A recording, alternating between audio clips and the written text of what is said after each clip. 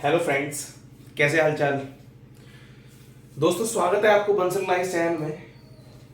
और आज का जो हमारा टॉपिक है, आज वो क्लास 9th का एक इम्पोर्टेंट टॉपिक है। आज हम पढ़ने जा रहे हैं किस तरीके से किसी भी एटम की वैलेंसी को हम डिटरमाइन करेंगे। तो पहली बात, तो वैलेंसी समझने से पहले आप एक एटम का स्ट्रक्चर समझिए। जैसे मान के चलिए मैं आपसे भी बात कर रहा हूं एक एटम की। जो हमारे पास जो एटम है वो है हमारे पास सोडियम का एटम Na। अगर मैं बात कर रहा हूं Na की, तो जाहिर सी बात है दोस्तों, Na का अगर मैं एटॉमिक नंबर लिखूं तो वो एटॉमिक नंबर कितना है, 11। इसका मतलब हमें पता है कि जितना एटॉमिक नंबर होता है किसी भी एटम का, atomic number is equals to number of electrons and number of protons. कोई डाउट दोस्तों? हमें पता है कि भाई ये वाला डाटा हमारा हमेशा कांस्टेंट रहता है। कब? किसी एक एटम के लिए, किसी एक एटम के लिए। अगर मैं यहां पर बात करूं, सबसे पहले अगर हम बात कर ले तो वो बात करनी है हमें इलेक्ट्रॉनिक कॉन्फ़िगरेशन के बारे में। तो दोस्तों सबसे पहले आप समझिए कि इलेक्ट्रॉनिक कॉन्फ़िगरेशन क्या होता है। तो मैं अगर बात करूं सोडियम एटम की,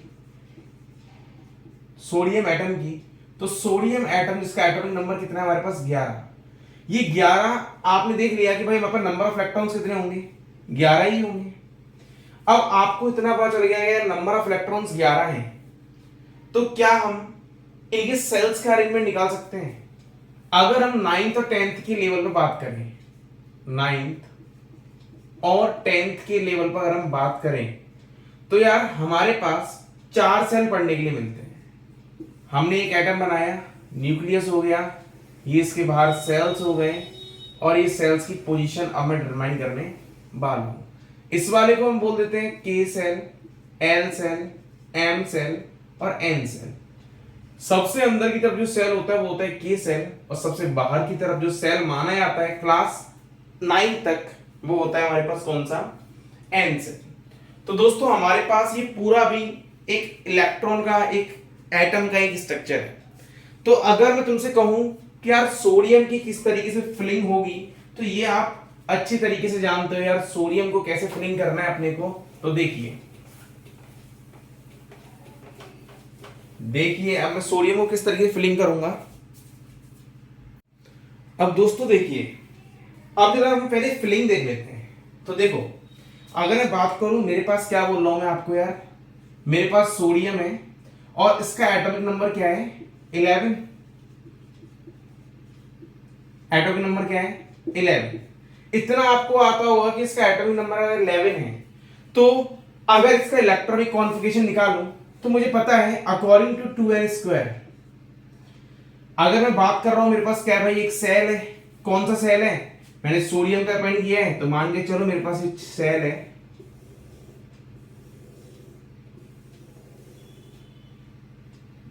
इसका मैं नाम क्या दिया था, K shell, L shell, M shell और एन सेल। के को बोलते हैं हम पहला सेल, ये पहला सेल है, दूसरा, तीसरा और चौथा सेल है। पहले सेल में हमारे पास जो इलेक्ट्रॉन भरे जाएंगे वो हम किस फॉर्मूले से निकालेंगे, वो जो हमारा फॉर्मूला होगा,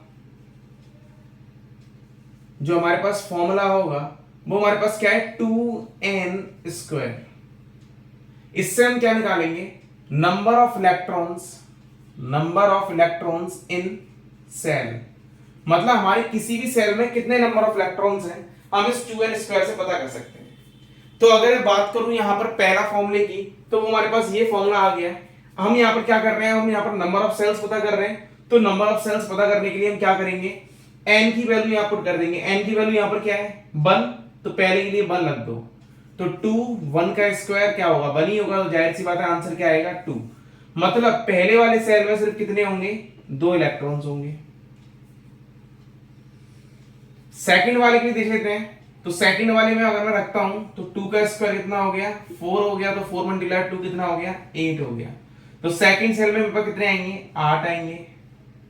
और इससे आगे वाले अगर हम सेल का और भी निकालें तो 2, 3 का स्क्वायर जो कितना हो गया, 9, 9 मल्टीप्लाई 2, 18 18, तो इस वाले में कितने आएंगे 18 और इस वाले में कितने आएंगे 32। मतलब अगर फिलिंग करूं तो के सेल में मैक्सिमम कितने इलेक्ट्रॉन आने हैं 2 इलेक्ट्रॉन आएंगे। एल सेल में मैक्सिमम कितने इलेक्ट्रॉन आएंगे 8 आएंगे। एम सेल में मैक्सिमम कितने इलेक्ट्रॉन आएंगे जो हमारे पास कितने आएंगे 18 आएंगे। और एन सेल में मैक्सिमम इलेक्ट्रॉन कितने आएंगे जो कितने आएंगे 32 आएंगे। ये हमारे पास फिलिंग है ओवरऑल। बट यार जो ये फिलिंग है देखते कुछ और है करते कुछ और है। ये फिलिंग एक्चुअली एक प्रिंसिपल है केमिस्ट्री में जिसको आप क्लास 11 तो क्लास 12 में अच्छी तरह पढ़ोगे। उसका नाम है हाफ-बाउ प्रिंसिपल। ये रूल इसे डिटरमाइन करता है। बट अगर हम अपनी एक्चुअली अपने सिलेबस की बात करें तो हम जो फिलिंग करेंगे हालांकि वो गलत है पर यार एनसीईआरटी में तेरा तो मानना पड़ेगा एक्सेप्टेबल है। तो अब क्या करेंगे हम जो रूल पढ़ेंगे वो हमारी रूल क्या है हमारे लिए एक्सेप्टेबल रूल यही है कि भाई पहले सेल में 2 से ज्यादा नहीं आ पाएंगे, दूसरे सेल में 8 से ज्यादा नहीं आएंगे, तीसरे वाले सेल में 8 से ज्यादा नहीं आएंगे और चौथे वाले सेल में 8 से ज्यादा नहीं आएंगे। तो ये हमारे पास के एल एम एन का कॉन्फ़िगरेशन आ गया। हमसे कोई पूछता है कि मैक्सिमम कितने आएंगे तो आपको यही देना है आंसर। अगर कोई हमसे पूछता है कितनी कितनी फिलिंग कितने कितने में होगी तो ये हमें आंसर करना है। तो हम जितनी भी इलेक्ट्रॉनिक कॉन्फ़िगरेशन निकालेंगे वो सारा निकालेंगे हम इसके बेस पर। इससे पहले मैं आपको एक चीज बता देता हूं कि यार इलेक्ट्रॉनिक कॉन्फ़िगरेशन क्या होता है। तो अब जरा यहां पर भी आ जाओ एक बार समझने के लिए। इस डाटा को याद रखना ऊपर वाले को। अब देखिए अगर मैं इलेक्ट्रॉनिक कॉन्फ़िगरेशन की बात करूं तो यार अगर मैं इलेक्ट्रॉनिक कॉन्फ़िगरेशन की बात करूं तो यार इलेक्ट्रॉनिक कॉन्फ़िगरेशन को रिप्रेजेंट करते हैं हम किससे ईसी से। ईसी से रिप्रेजेंट करते हैं मतलब ये होता है कि हमें पता है यार उतना उसका एटॉमिक नंबर होगा उतने उसके नंबर ऑफ प्रोटॉन्स होंगे। अगर वो न्यूट्रल एटम है तो जाहिर सी बात है उतने उसके इलेक्ट्रॉन्स होंगे। तो क्या हमें इलेक्ट्रॉन पता चल गया। और हमें पता है इलेक्ट्रॉन कहां प्रेजेंट होते हैं सेल्स में। इसका मतलब इलेक्ट्रॉन जिस भी सेल में प्रेजेंट होगा उसकी लोकेशन बताने वाला होगा कौन ईसी। अब कैसे यार देख लीजिए मैं वही एग्जांपल ले रहा हूं सोडियम का। ये मत बोलना कि आप सोडियम ही क्यों ले रहे हो कुछ और क्यों ले रहे हो दाल में कुछ काला है ऐसा कुछ भी नहीं है। मैं एग्जांपल ले रहा हूं सोडियम का। आप भी कुछ भी एग्जांपल ले सकते हैं अप टू कैल्शियम तक। तो अब देखिए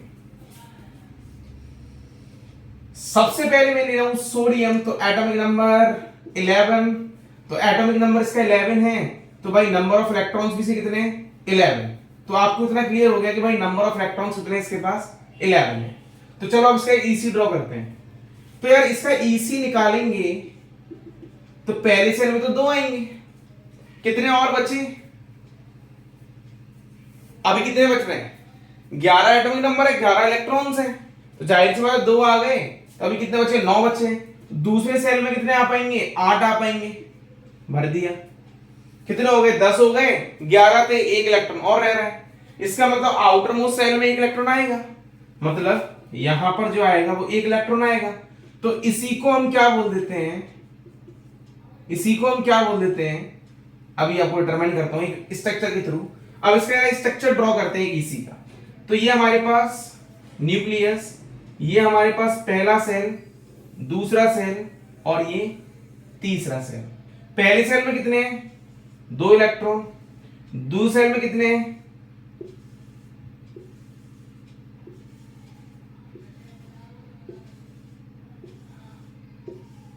8 इलेक्ट्रॉन। और तीसरे वाले सेल में कितने हैं 1 इलेक्ट्रॉन। तो मैं से बोल सकता हूं कि भाई ये वाला सेल कौन सा है के एल और एम। तो यहां पर आउटर मोस्ट सेल कौन सा है एम सेल। यहां पर आउटर मोस्ट सेल कौन सा है एम सेल। तो भाई बोल सकता हूं कि मेरा सेल है एम वो मेरा कैसा है आउटर मोस्ट सेल। क्या मैं इसे वैलेंस सेल बोल दूं भाई इसका दूसरा नाम क्या होता है valence shell. Outer most shell valence shell या इसी का एक और नाम बोला जाता है इसको हम क्या बोलते हैं कर्नल सेल।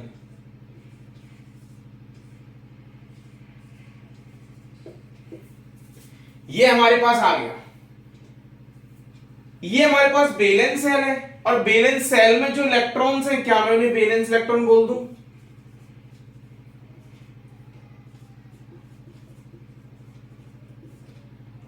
सुनो नाइन्थ वालों, मुझे कमेंट करके बताओ, जो न्यूक्लियस है इसमें कौन से दो पार्टिकल प्रेजेंट होते हैं, और ऐसा कौन सा न्यूक्लियस है सिर्फ ओनली एक ही पार्टिकल प्रेजेंट होता है? मुझे जल्दी से आप अपना आंसर इसको कमेंट पर रिप्लाई करो। अब देखिए, ये हमारे पास आ गया वैलेंस इलेक्ट्रॉन। अब ये वैलेंस इलेक्ट्रॉन ही डिटरमाइन करेगा इसकी क्या, वैलेंसी। अब वो कैसे करेगा, ये आपको समझना है, और ये आपको समझने के लिए सबसे पहले आपको ये जानना है कि ये एटम बनने की कैसे कोशिश करेगा। क्या इस वाले सेल में कितने इलेक्ट्रॉन आने चाहिए थे? 8 इलेक्ट्रॉन आने चाहिए थे, 8 आने चाहिए थे ना। कितने आ रहे हैं? 1 आ रहा है, तो जाहिर सी बात है कुछ ना कुछ तो गड़बड़ी है। तो आप देखिए अपने आप को स्टेबल कैसे बनाएगा। तो अब हमें निकालनी है इसकी वैलेंसी। हमने जान लिया वैलेंस इलेक्ट्रॉन, वैलेंस सेल, और ये हमारे पास न्यूक्लियस है। अगर मैं बात करूं तुमसे वैलेंस इलेक्ट्रॉन की, तो वैलेंस इलेक्ट्रॉन ही डिटरमाइन करेगा उसकी वैलेंसी को। वैलेंसी को कौन डिटरमाइन करेगा? Valence shell. तो यार एक चीज दिमाग में रखो, वैलेंस सेल ही उसकी वैलेंसी को डिटरमाइन करेगा। तो दोस्तों इस वैलेंस सेल पे फोकस रखें आप, ठीक है। अगर ये वैलेंस जो इलेक्ट्रॉन्स हैं वैलेंस सेल के अंदर, वही उसकी वैलेंसी को बताने वाले हैं। तो अब वैलेंसी पे जरा हम चलते हैं और चेक करते हैं वैलेंसी एक्चुअली में है क्या। अभी आपको इतना समझ में आया, ये वैलेंसी को जानने से पहले जो बेसिक टॉपिक्स हैं, नहीं आया तो वीडियो को पॉज करके पीछे की तरफ ले जाएं और फिर दोबारा से देखें, और जो आपसे पूछा जा रहा है बिल्कुल आप कमेंट में उसका रिप्लाई करें। अगर आप जब तक एक्टिव नहीं बनोगे जब तक हमें भी मजा नहीं आएगा। हेलो प्राणियों, तो यार आपको ये समझ में आया? कोई डाउट? देखो यार अभी हमने क्या देखा, वैलेंस इलेक्ट्रॉन देखा, वैलेंस सेल को समझा, और इसके साथ अब देखने वाला हूं टॉपिक वैलेंसी को। इलेक्ट्रॉनिक कॉन्फ़िगरेशन आता है आपको? बहुत बढ़िया। नहीं आता तो यार पहले इलेक्ट्रॉनिक कॉन्फ़िगरेशन सीखो, देन इस टॉपिक पर आना। समझ में आया? तो अब देखिए, इसे भगाइए,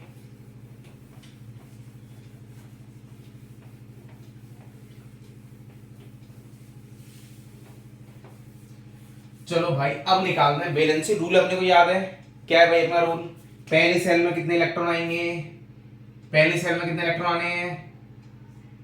अपना रूल, पहले सेल में 2 इलेक्ट्रॉन आने हैं, दूसरे वाले में 8 आने हैं, तीसरे वाले में 8 आने हैं, चौथे वाले में 8 आने हैं। ये हमारा रूल है। अब देखो, अगर मैं इस रूल के अकॉर्डिंगली अगर मैं चलूं तो अब निकाल लेते हैं किसी की वैलेंसी। एक चीज दिमाग में रखना है, एक चीज दिमाग में रखना है, क्या? ट्रिक पर।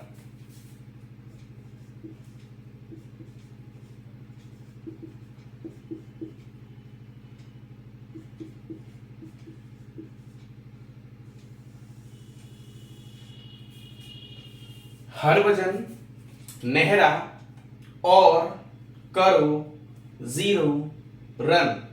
हरभजन, नेहरा और करो 0 रन। ये हमारे वो एलिमेंट्स हैं जो अपने आप को कहते हैं कि भाई हम पीरियोडिक टेबल के सबसे रईस व्यक्ति हैं, मतलब सबसे स्टेबल एलिमेंट। तो अगल बगल वाले जो एलिमेंट है वो इन जैसा बनने की कोशिश करते हैं। तो अगर हम देखें ये इतने ज्यादा स्टेबल क्यों है? क्योंकि इनके पास जो भी ऑर्बिट है, इनके पास जो भी सेल है वो कंप्लीटली फिल्ड है। जैसे अगर मैं एग्जांपल लेता हूं इन तीनों के, तो देखिए सबसे पहली अगर मैं बात कर लूं हीलियम की, दूसरी में बात करूंगा किसकी? नियोन की, और तीसरी में बात करूंगा किसकी? आर्गन की। तो हीलियम की बात करें तो एटॉमिक नंबर बहुत बढ़िया 2, नियोन 10 बहुत बढ़िया, आर्गन 18। तो यहां पर अगर EC निकाला जाए, EC निकाला जाए और EC निकाला जाए तो इस वाले केस में कितना आएगा? पहले सेल में 2 आ सकते हैं तो 2 लिख दिए। इस वाले सेल में कितना आएगा? पहले सेल में 2 आएंगे, दूसरे वाले में 8 आएंगे। इस वाले में कितना आएगा? 2, 8, 8। अरे बात संपट पड़ी है नहीं पड़ी? अब देखो, पहले वाले में 2 आने थे, भर दिया। क्या पहले वाले में 2 ही आते हैं? क्या पहला वाला ऑर्बिट मतलब पहला वाला जो सेल है क्या वो कंप्लीटली फिल्ड है? भाई बिल्कुल है। क्या सेकंड वाला सेल अगर तुम देखो तो पहला वाला कंप्लीटली फिल्ड है और दूसरा वाला भी कंप्लीटली फिल्ड है। क्या इसमें तीसरा वाला जो है उस पर कितने आने चाहिए थे? 8 आने चाहिए थे। क्या वो 8 आ रहे हैं? कंप्लीटली फिल्ड है। इसका मतलब तो ये है कि ये एलिमेंट वो हैं जिनके outer most shell completely filled है। इसका मतलब जिसके outer most shell completely filled है वो कैसा है? स्टेबल एलिमेंट है। और दुनिया में आए हो तो स्टेबिलिटी के लिए लड़ रहे हैं हम तो यार, कोई पैसा कमाने के लिए तो कोई एजुकेशन कमाने के लिए। तो ध्यान रखो, एटम भी अपनी स्टेबिलिटी के लिए लड़ रहा है इस टाइम पर, और लड़ते लड़ते वो गलती से वैलेंसी दे जाएगा। इतना समझ में आया? तो स्टेबिलिटी के लिए अब हमें ये मेंटेन करना पड़ेगा कि जो भी इसका आउटर मोस्ट सेल है, हमें पता है कि अगर एक ही इसका आउटर मोस्ट सेल है तो 2 से वैलेंस सेटिस्फाई होगी। अगर 3 इसके आउटर मोस्ट सेल है या 2 इसके आउटर मोस्ट सेल है या 1 से ज्यादा इसका आउटर मोस्ट सेल है तो इसकी जो वैलेंसी सेटिस्फाई होनी है वो 8 से होनी है। इतना वो क्लियर हो गया? कोई डाउट? तो यार अब देखिए यहां से अब मैं एक वैलेंसी का एग्जांपल ले रहा हूं आपके पास। वो हमारे पास क्या है? सबसे पहले मैं अब बहुत देर से सोडियम ले रहा था, अब मैं दूसरा एलिमेंट ले लूं तो आप बोलोगे यार अब सोडियम क्यों नहीं लिया, तो मैं अब भी सोडियम लूंगा। Atomic number 11। अगर एटॉमिक नंबर 11 है और ये सोडियम है तो देखिए, अगर मैं अब सोडियम इस सोडियम का क्या निकालने वाला हूं? वैलेंसी निकालने वाला हूं। तो पहली बात तो इसका इलेक्ट्रॉनिक कॉन्फ़िगरेशन 2,8,1। इस वाले सेल में कितने आने चाहिए थे? कितने आ रहे हैं? 8 आने चाहिए थे। कितने आ रहे हैं? 1 आ रहे हैं। तो वो क्या करें? 7 इलेक्ट्रॉन और ले ले। अब आप ही बताओ, क्या किसी एटम के लिए 7 इलेक्ट्रॉन लेना आसान है या 1 इलेक्ट्रॉन छोड़ना आसान है? जाहिर सी बात है यार, 1 इलेक्ट्रॉन छोड़ना आसान है। जो आसान होगा वो काम करेगा। अभी आपको इसका मतलब बता दूंगा कि क्यों वो 7 इलेक्ट्रॉन नहीं ले रहा है। बस अपना ये देखिए, जितना डाटा कम होगा या उसके करीब होगा वो करने की कोशिश करेगा। तो यहां पर क्या है भाई, 1 इलेक्ट्रॉन को छोड़ देगा तो फिर भी तो इसका आउटर मोस्ट सेल अब ये बन जाएगा। अगर ये बन जाएगा तो इसका मतलब ये आउटर मोस्ट सेल फिल्ड हो गया कंप्लीटली, तो इसका मतलब ये क्या है? स्टेबल है। समझ में आया? तो ये क्या करेगा? क्या Na अपने पास से 1 इलेक्ट्रॉन छोड़ देगा? अगर मैं Na की बात करूं, क्या Na अपने पास से 1 इलेक्ट्रॉन छोड़ देगा? तो यहां पर अगर हम देखते हैं Na के एटॉमिक नंबर क्या था? 11। तो मैंने कहा था यार नंबर ऑफ इलेक्ट्रॉन्स कितने होंगे, तो आपने कहा इतना एटॉमिक नंबर होगा उतने ही नंबर ऑफ इलेक्ट्रॉन्स होंगे। मैंने कहा कि यार नंबर ऑफ प्रोटॉन्स कितने होंगे, आपने कहा यार क्या बात कर रहे हो, वही तो होंगे। अब मैंने कहा कि भाई 1 इलेक्ट्रॉन छोड़ दिया, क्या उसने 1 इलेक्ट्रॉन निकाल दिया? क्या इसके पास इलेक्ट्रॉन की कमी हो गई? मतलब बोल सकता हूं कि प्रोटॉन अब भी इतने ही है। तो क्या उस पर नेट चार्ज पॉजिटिव आ गया? कितने निकले? 1 निकला है, मतलब 1 पॉजिटिव चार्ज आ गया, तो बोल सकता हूं कि इस पर चार्ज कितना आ गया? पॉजिटिव। तो Na ने क्या बना लिया अपने आप को? Na पॉजिटिव बना लिया। Na ने क्या बना लिया? Na positive. और ये दिमाग में रखना, जो इलेक्ट्रॉन को दे सकता है, जो इलेक्ट्रॉन को दे सकता है मतलब इलेक्ट्रॉन देने वाला मतलब दानी आदमी, जो भाई इलेक्ट्रॉन को दे सकता है वो कौन होगा? मेटल। मेटल्स जो होंगे वो इलेक्ट्रॉन को क्या करेंगे? डोनेट करेंगे। और नॉन मेटल्स जो होंगे वो इलेक्ट्रॉन्स को क्या करेंगे? एक्सेप्ट करेंगे। मतलब बोल सकते हैं भिखारी। तो ये भिखारी नंबर 1, ये अमीर नंबर 1। तो ध्यान रखना, मेटल्स इलेक्ट्रॉन्स को देंगे, नॉन मेटल्स इलेक्ट्रॉन को एक्सेप्ट करेगा। तो अब अपने पास नेक्स्ट क्या है? अपने पे नेक्स्ट इस बार, चलो भाई आपने सोडियम को देख लिया, मैग्नीशियम पे आते हैं। एटॉमिक नंबर रखना पड़ेगा यार, ये तो कितना 12, एटॉमिक नंबर 12। चलो कोई दिन इसके ऊपर ही वीडियो बनाएंगे तो आपको एटॉमिक नंबर रखने की रिक्वायरमेंट नहीं पड़ेगी, वो भी आपको सिंपली याद हो जाएगा। तो अभी आप देखिए इतना कि भाई मैग्नीशियम एटॉमिक नंबर 12, तो इलेक्ट्रॉनिक कॉन्फ़िगरेशन 2,8,2। क्या 6 इलेक्ट्रॉन लेना आसान है? क्या 6 इलेक्ट्रॉन लेना आसान है या भाई 2 इलेक्ट्रॉन छोड़ना आसान है?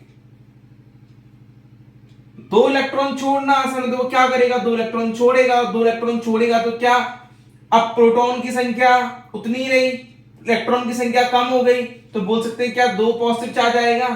क्या मैग्नीशियम डाई पॉजिटिव बनाएगा? ये दिमाग में रखना, कितने इलेक्ट्रॉन छोड़ेगा और कितने इलेक्ट्रॉन लेगा वो कौन डिसाइड करता है? उसकी वैलेंस शेल डिसाइड करते हैं, मतलब वैलेंस इलेक्ट्रॉन डिसाइड कर रहे हैं। और वैलेंस इलेक्ट्रॉन क्या है? आउटर मोस्ट सेल में जितने भी इलेक्ट्रॉन्स है वो सारे वैलेंस इलेक्ट्रॉन है, तो जिसको डिसाइड करने वाला है वो कौन है? Valence electrons. कोई डाउट? तो यार मैग्नीशियम किस में आएगा? डाई पॉजिटिव में। ये आपने इसकी रिप्रेजेंट कर दी क्या? वैलेंसी, मतलब ये अपने पास से 2 इलेक्ट्रॉन को छोड़ने की टेंडेंसी रखता है। अगर मैं आपसे पूछूं लिथियम, आपसे पूछूं मैं एक के बारे में, वो है इस बार मेरे पास लिथियम, तो आप मुझे बताएं लिथियम के बारे में। तो देखिए अगर मैं लिथियम की बात करूं भाई Li, तो इसका एटॉमिक नंबर 3, इलेक्ट्रॉनिक कॉन्फ़िगरेशन क्या है? पहले वाले में 2, अब लास्ट में बच गया 1। इस वाले सेल में कितने आने चाहिए थे? 8। क्या इसके लिए 7 इलेक्ट्रॉन लेना आसान है? क्या 1 इलेक्ट्रॉन छोड़ना आसान है? 1 इलेक्ट्रॉन छोड़ना आसान है, तो वो क्या करेगा? 1 इलेक्ट्रॉन को छोड़ देगा और क्या बना लेगा? 2 में आ जाएगा, और 2 एक ही सेल में अगर 2 इलेक्ट्रॉन होते हैं तो वो स्टेबल होता है। मतलब खुद को अपनी स्टेबिलिटी बनाने के लिए उसने क्या कर लिया? सेकंड वाला, फर्स्ट वाला जो सेल है उसमें 2 इलेक्ट्रॉन्स की फिलिंग छोड़ दी, 1 इलेक्ट्रॉन को बाहर निकाल दिया। क्या Li पॉजिटिव में आएगा? और अगर Li पॉजिटिव बना रहे हैं तो क्या ये मेटल है? इलेक्ट्रॉन कौन छोड़ता है? मेटल छोड़ते हैं, और नॉन मेटल क्या करते हैं? एक्सेप्ट करते हैं। चलो आते हैं क्लोरीन के बारे में निकालते हैं। Chlorine atomic number 17, electronic configuration 2,8,7।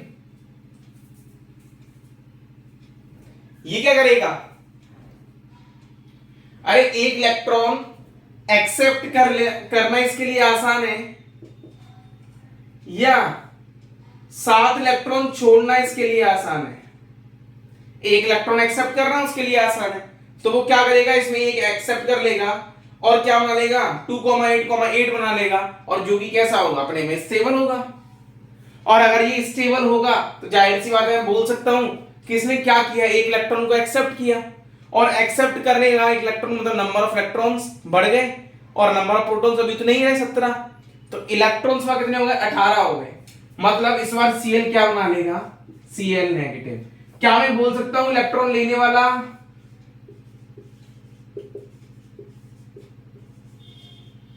Non metal? चलो एक बार एग्जांपल ले लेते हैं बेरिलियम। बेरिलियम एटॉमिक नंबर, अरे hydrogen, helium, lithium, beryllium atomic number 4, electronic configuration दूसरे वाले सेल में कितने होने चाहिए थे? 8। कितने आ रहे हैं? 2। तो क्या 6 इलेक्ट्रॉन लेना आसान है, या 2 इलेक्ट्रॉन छोड़ के अपने इस वाले कॉन्फ़िगरेशन में रहना आसान है? तो 2 इलेक्ट्रॉन छोड़ देगा। जब 2 इलेक्ट्रॉन को छोड़ देगा तो क्या बेरिलियम डाई पॉजिटिव बना लेगा? भाई बिल्कुल। कोई डाउट? चलो एक और एग्जांपल ले लेते हैं एल्यूमिनियम का। Aluminium atomic number 13, electronic configuration atomic number 13 है तो 2,8,3, 2,8,3। तो अब हम क्या करते हैं, जरा आपने इसका इलेक्ट्रॉनिक कॉन्फ़िगरेशन बना दिया, तो आप अब ये बताइए क्या आउटर मोस्ट शेल में कितने इलेक्ट्रॉन है इसके पास, 3 इलेक्ट्रॉन है। तो क्या इसके लिए 5 इलेक्ट्रॉन लेना आसान है? अगर ये 5 इलेक्ट्रॉन लेता है तो ये बना लेगा। कब? जब इसने 5 इलेक्ट्रॉन लिए होंगे। अगर इसने 3 इलेक्ट्रॉन छोड़ देगा तो ये बना लेगा, तो ये बताइए क्या इसके लिए ये बनाना आसान है या ये बनाना आसान है? तो वो 3 इलेक्ट्रॉन को छोड़ना समझेगा। अगर वो 3 इलेक्ट्रॉन को छोड़ रहा है तो जाहिर सी बात है Al क्या बनेगा, ट्राई पॉजिटिव। जितना इलेक्ट्रॉन ले रहा है, जितना इलेक्ट्रॉन छोड़ रहा है, वो उसकी क्या है, वैलेंसी। और कौन डिटरमाइन कर रहा है उस वैलेंसी को? उसके आउटर मोस्ट सेल। मतलब आउटर मोस्ट इलेक्ट्रॉन ही उसकी वैलेंसी को सेटिस्फाई कर रहे हैं कि कितना इलेक्ट्रॉन्स लेगा वो और कितने इलेक्ट्रॉन्स देगा वो। तो ये हो गया हमारे पास एल्यूमिनियम।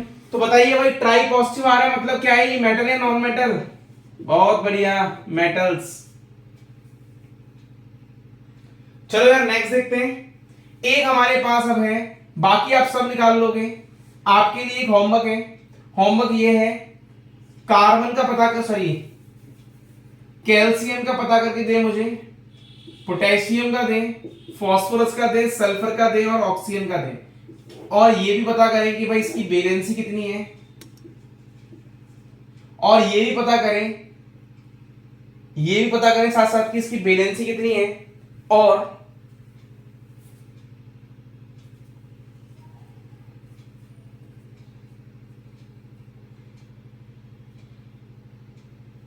मेटल है या नॉन मेटल है, मेटल है या नॉन मेटल है, आप मुझे यही पता करके दें। तो दोस्तों यार अभी आपको समझ में आया इतना। अब कुछ बच्चों के मन में यार एक डाउट रह जाता है कि यार मुझे एक चीज समझ नहीं आ रही कि कार्बन क्या करेगा। तो एक बार और देख लेते हैं छोटा सा एक कार्बन के बारे में, फिर अपने इस टॉपिक को हम ओवर करते हैं। तो यार देखो कार्बन के बारे में समझ लेते हैं। Carbon atomic number 6, electronic configuration 2,4, यही आएगा। अब ये क्या करे, 4 इलेक्ट्रॉन छोड़ भी सकता है, 4 इलेक्ट्रॉन ले भी सकता है। तो ध्यान रखना ये 4 इलेक्ट्रॉन छोड़ भी सकेगा और 4 इलेक्ट्रॉन ले भी सकेगा। ऐसे वाले केस में कार्बन क्या करता है, अगर कोई आपसे पूछे इसकी वैलेंसी कितनी है तो आपको वैलेंसी इसकी रिप्रेजेंट करनी है, कितनी है, +-4। इससे क्या होगा भाई, वो अगर 4 इलेक्ट्रॉन लेगा तो -4 बनाएगा, अगर 4 इलेक्ट्रॉन देगा तो +4 बनाएगा। तो आपको हमेशा रिप्रेजेंट इस वे में करना है। कोई डाउट? और हमेशा कभी भी इलेक्ट्रॉन ये हमें रिप्रेजेंट करता है, ना तो इसने 4 दिए ना इसने 4 लिए, ना तो इसने 4 दिए इसने ना 4 लिए। ये हमेशा क्या करेगा, शेयरिंग करेगा। ये हमेशा क्या करेगा, कार्बन शेयरिंग करेगा बिटवीन द 2 एटम्स, 2 एटम के बीच में, 2 एटम के बीच में वो क्या करेगा, शेयरिंग करेगा। वो मैं आपको अगली वीडियो में बताऊंगा वो किस तरीके से शेयरिंग करता है। तो आप अभी इतना दिमाग में रखिए, कार्बन कभी भी अपने इलेक्ट्रॉन्स कंप्लीटली नहीं देगा, कभी भी किसी से इलेक्ट्रॉन्स कंप्लीटली नहीं लेगा। वो क्या करेगा भाई, 2 एटम के बीच में वो शेयरिंग पेयरिंग करने की कोशिश करेगा। कोई डाउट? ये हमारे पास ऑल अबाउट हमारी वैलेंसी थी। अगर आपको इस वैलेंसी के अंदर कोई भी डाउट हो तो कृपया मुझे कमेंट करके बता दीजिए आप। अगर आप कमेंट करके ना बता पाओ तो दोस्तों यार अगर आपको अच्छी तरीके से समझने आ रही है, कोई डाउट नहीं आ रहा है तो इस पर लगे हुए क्वेश्चंस भी आप लगा सकते हो। नहीं तो आप क्लास 9th की बुक आती है एस चंद केमिस्ट्री, आप उससे लगे हुए से रिलेटेड क्वेश्चंस आप कर सकते हो। तो दोस्तों बिल्कुल यार आप इस चैनल में अगर आप नए हो तो यार इसे सब्सक्राइब कर लें चैनल को, आपको इससे रिलेटेड बहुत सारी वीडियोस मिलेंगी और आने वाले समय में आपको पूरी क्लास 9th आपको देखने के लिए मिलेगी इधर।